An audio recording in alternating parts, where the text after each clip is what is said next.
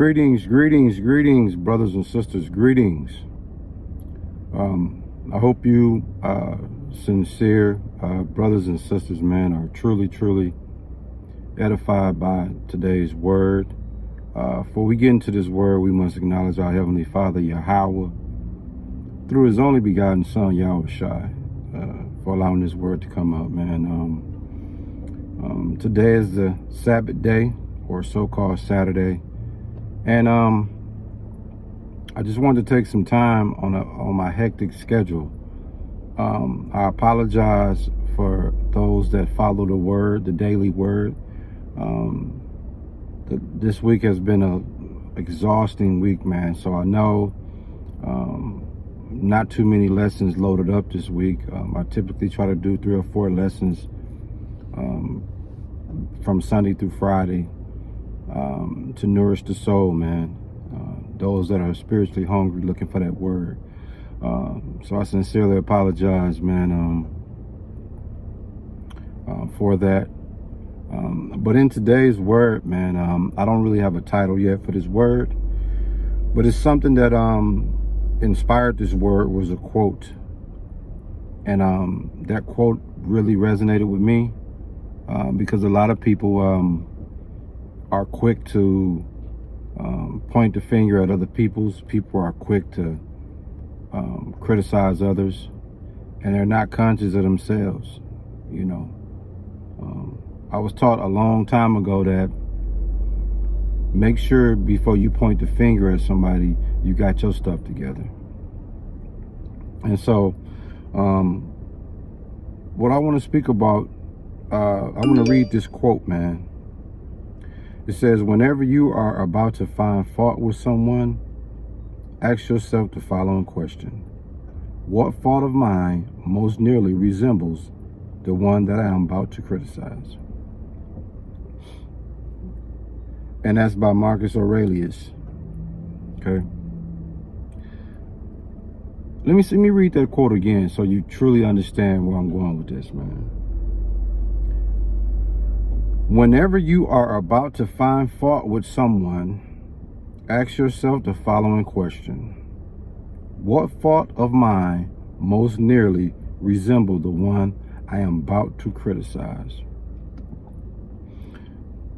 So when you think about that, it puts you in the mind state of, okay, you know what? Do I got my stuff together? Before I criticize someone about what they doing or what they not doing, let me look at myself. Allow me to examine myself and see if I got my stuff together. Because there's a lot of hypocrite people out here, man. And when you put a mirror in their face, they don't like it. So the point is, in this word, man, I want us to be mindful of our own situations. If you spend time taking care of yourself, you ain't got time to be analyzing and worrying about what somebody else is doing, because you'll be too busy fixing the things that's wrong with you, or perfecting things that's not wrong with you, or better improving things that's not wrong with you. My point is, it's always something that you could work on. It's always something about yourself you can fix, you can improve on. You never get to a point where you can't be taught nothing, you can't learn anything, and you never allow yourself to get to a point where you got it all together, and now you pointing the finger at others, telling them to get their stuff together. That's why I love Matthew chapter 7, man, because it speaks about judging others. And I'm going to give you Matthew 7, 1 through 5, man, as we close out this quick word, man. Obviously, Lord willing, we'll be in our regular church setting later on today to bring you the Sabbath service. And, you know, so I hope you sincere brothers and sisters are edified by this word, okay? Because what we're dealing with is it deals with judging others. You know, Yahushai was brilliant how he articulate our consciousness of judging others before we deal with ourselves first. And the quote again, it says, whenever you are about to find fault with someone, ask yourself the following question. What fault of mine most nearly resembles the one I am about to criticize? If we take that approach every day, brothers and sisters, man, you ain't gonna, you're not gonna never get a chance to judge others, because you're gonna be continuously being critical of self. And if you honest with self, if you very critical with self and you honest with self, you know there's a lot with self that needs to be done before you can even get to a level of passing judgment or being critical of others. But without further ado, we're going to bring you this Matthew chapter 7, verses 1 through 7. No, Matthew chapter 7, verses 1 through 5.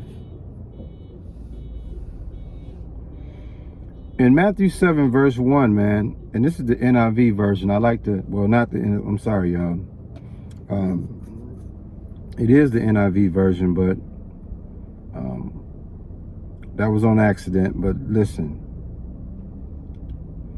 matter of fact, let me, I had this queued up. And I thought it was the King James. Just give me a second, man. Actually, I want to do the New Living Translation on this one.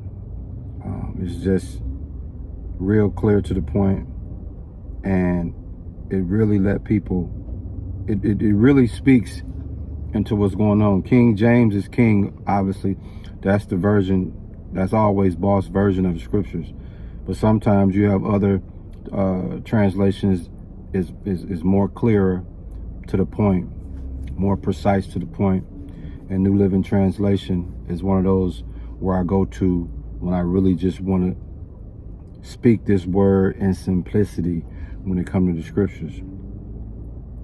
But without further ado, Matthew 7, verse 1 through 5.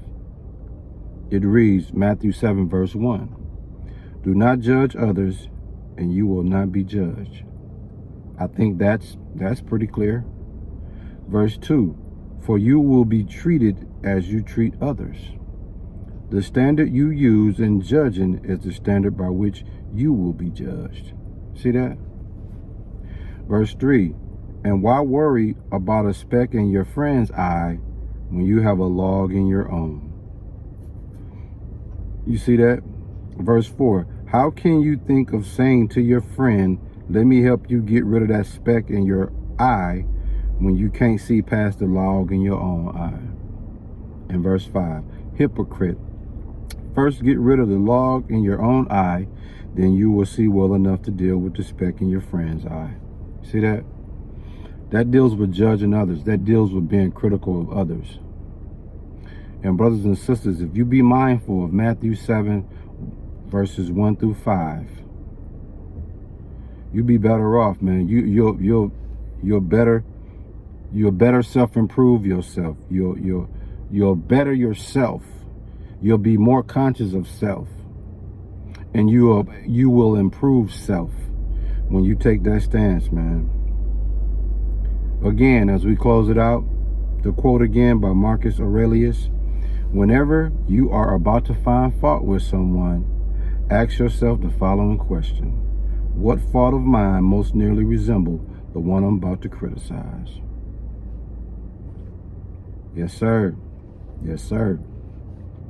So I hope you sincere brothers and sisters really take heed to this message, take heed to this word, and I hope you can apply it in your lives.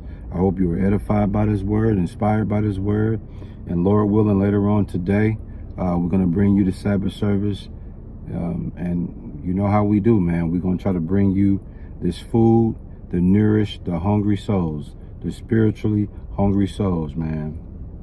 Word.